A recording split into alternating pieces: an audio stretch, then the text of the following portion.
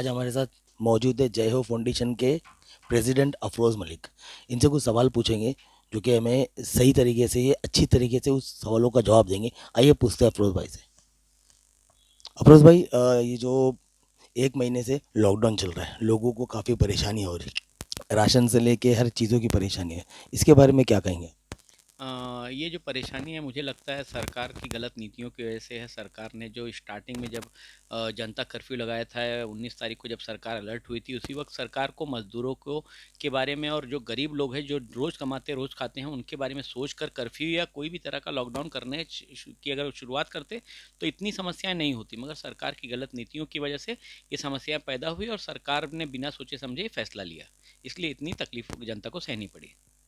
आपकी भी एक ये संस्था है जिससे आप लोगों की, गरीबों की हमेशा मदद करते, आपने इस लॉकडाउन के ज़रिए इस लॉकडाउन के दौरान क्या-क्या किया?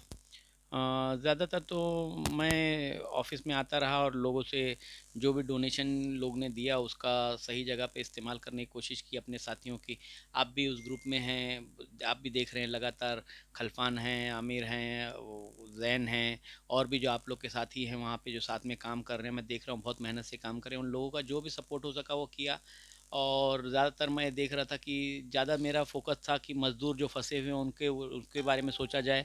जो ज़्यादातर उत्तर प्रदेश और बिहार से थे उनके बारे में भी काफ़ी हम लोगों ने जो यहाँ वहाँ कई इलाकों में फंसे हुए थे उनको राशन पहुँचाने का काम किया और लगातार कोशिश करते रहे कि उनको तकलीफ़ ना हो, क्योंकि कोई भी शहर कोई भी देश का निर्माण ये मजदूरी करता है, उनका भी ख्याल रखना चाहिए। ये हमारी इंसानियत की भी जिम्मेदारी है और ये हमारी सामाजिक भी जिम्मेदारी है। तो मैंने जो भी मेरे से बन पड़ा इन ऐसे हालात में बेहतर से बेहतर करने की कोशिश की, लोगों को अवेयर करने की कोशिश की और लोगों को बताता रहा कि आप ये मुंबई छोड़ के या कहीं भी जो जहाँ पे फंसा है वहाँ पे अपने किनारे के लोग एक दूसरे की मदद करके एक दूसरे का सहारा बन के आप वहाँ डटे रहें। यहाँ वहाँ से जाने से सिर्फ एक ही चीज़ होगा, पैनिक होगा और लोग परेशान होंगे।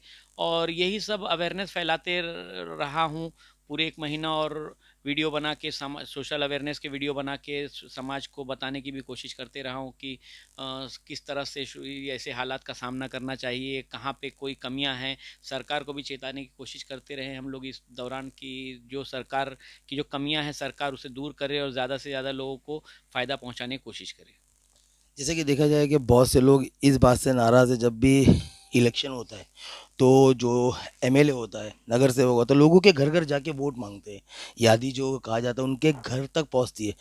लेकिन अब इस भूखमरी में उन लोगों को, उन्हीं नेताओं ने जिनको पब्लिक ने चुन कर लाया है, उन्हें भूखा मरने के लिए छोड़ दिया। तो इससे इससे पब्लिक को सीख क्या मिलेगी और क्या सीखना चाहिए?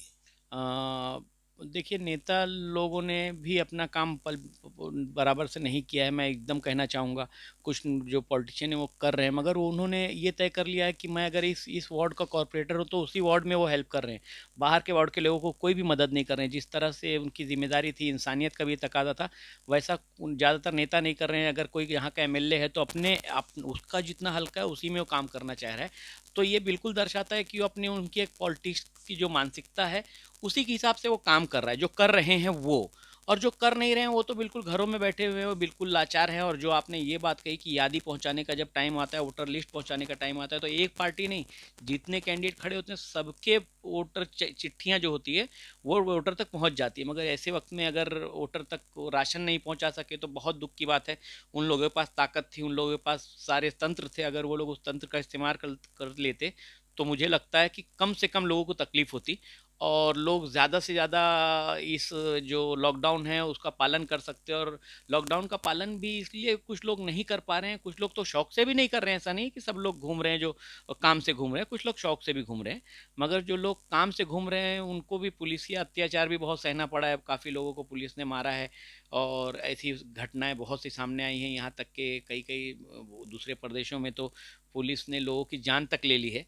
तो इस तरह की घटनाएं होती रही, मगर पॉलिटिशियन अगर ज़रा जो हमारे चुने हुए प्रतिनिधि अगर अवेयर होते हैं, जैसे एक कॉरपोरेटर होता है, उसके बाद एमएलए होता है, उसके बाद एमपी होता है, और हर पार्टियों के इस तरह के एक उम्मीदवार होते हैं। अगर सब उम्मीदवार आ जाते तो शायद इतनी बुरी हालत ना होती। यहाँ पे सरकार का भी वो हो रहा है कि सरकार ने काफ़ी कुछ कहा था कि राशन मिलेगा आपको, राशन मुहैया कराया जाए, जो भी आपकी सुविधा है आपको ज़रूर मिलेगी, लेकिन अब तक सरकार की तरफ से किसी को कुछ नहीं मिला। नहीं, ऐसा कहना भी दुरुस्त नहीं कि किसी को कुछ नहीं मिला है, मिला है, लेट मिला है। लगभग पिछले 10 दिनों से राशन की दुकानों पर सामान दिया जा रहा है, मगर जो 5 किलो एक्स्ट्रा देने की बात थी वो सिर्फ वादों में नज़र आ रही है जी। और नहीं नहीं, शुरू में सरकार ने कहा था कि कम से कम 3 महीने का राशन आपको मिलेगा। हाँ, सरकार ने 3 महीने का राशन कहा था। 20 पिछले 10 दिन से राशन मिलना शुरू हुआ है। और तो सरकार ने तो पहले ऐलान कर दिया था कि पूरा राशन मिलेगा, 3 महीने का राशन मिलेगा, हम इतना पैकेज दे रहे हैं। मगर मिलना शुरू हुआ 20 दिन बाद। मैं सीधा सीधा कहना चाहता हूँ, सरकार की एक कमी है, और सरकार का जो तंत्र है जो राशन डिस्ट्रीब्यूशन का, वो फेल है। और दूसरी एक और बात है इसमें कि राशन ज़्यादा जिनके पास राशन कार्ड है उनको ही देने के लिए वो लोग बता रहे हैं, मगर जो मज़दूर फंसा है, जिनका घर यहाँ नहीं है, वो काम धंधे के लिए यहाँ पे आया हुआ था, उसके पास तो कोई राशन नहीं है। उसके लिए सरकार ने कोई नीति नहीं बनाई। राशन की जो बात की है तो उनके लिए की है जिनके पास घर है, जिनके पास राशन कार्ड नहीं।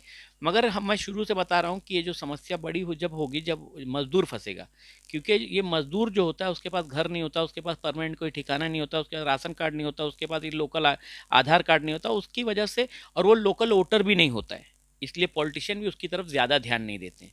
तो इसलिए सरकार का जो राशन का ये बात थी वो पहुंचने में बहुत देरी हुई। और अभी भी पूरा राशन, जो 3 महीने का राशन की बात सरकार ने की थी, 5 महीने 5 किलो फ्री राशन की बात की थी, वो भी बिल्कुल सही नहीं था। दूसरा, राशन में एक और दिक्कत ये बड़ी आ रही थी कि हाफ पोर्शन जो खाने का था, जैसे चावल तो लोग पका के खा सकते थे, मगर गेहूं जो दे रहा है उसको कोई नहीं पका सकता, क्योंकि गेहूं के लिए तो हमें चक्की चाहिए और चक्कियां बंद है।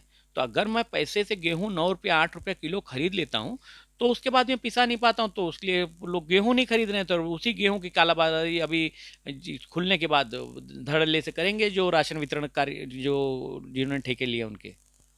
देखा गया है कि कुछ दिनों पहले एक्टर एजाज खान ने एक विवादित वीडियो अपलोड किया था, जिनकी वजह से उनको अरेस्ट किया गया, उन पे एफआईआर हुई और उन्हें पुलिस कस्टडी में दिया गया। उससे कुछ दिन पहले एमएनएस चीफ राज ठाकरे जी ने भी एक बयान दिया था कि मरकज़ के लोगों को टेस्ट करने की ज़रूरत नहीं, उन्हें गोली मार दी जाए, गोली मार देनी चाहिए। तो उनके खिलाफ कुछ नहीं हुआ, तो ये भेदभाव क्यों? सिर्फ अभी एजाज खान नहीं है, देश में बहुत सारे लोग, जो जो बबीता फोगाट जी हैं, उन्होंने भी मरकज़ के और मुसलमानों के खिलाफ एक बहुत अभद्र टिप्पणी की है। और भी बहुत सारे लोगों ने इस तरह का काम किया है। मैंने तो राज ठाकरे जी को ये आह्वान किया कि राज ठाकरे जी, आप महाराष्ट्र की जनता को सिर पर गला रहे हैं, और उनको खोटे खोटे उन सब लोगों के ऊपर मुकदमे हो जा रहे हैं, बेचारे परेशान हैं, उनकी फैमिलियाँ परेशान हैं। अगर आप गोली मारने की बात करते हैं तो पहली गोली आप चला दीजिए, तो आपको भी मालूम पड़े कि देश का कानून क्या है, कार्रवाई क्या होती है, कैसे लोग मुकदमे में फंसे होते हैं। तो इस तरह से बोलना बहुत आसान है। और जिस तरह से एजाज खान, मैं एजाज खान को बिल्कुल पसंद नहीं करता, एजाज खान के जो भड़काऊ भाषण है उसको भी पसंद नहीं करता हूँ, मगर एक इंसान होने के नाते, एक बराबरी की बात करने के नाते मैं ये कहूँगा कि एजाज खान को सिर्फ मुसलमान होने के नाते फंसाया जा रहा है और खान होने के नाते फंसाया जा रहा है। इसके अलावा उसमें कोई उन्होंने ऐसी कोई बात नहीं कही है कि जो इसके पहले किसी ने ना कही हो।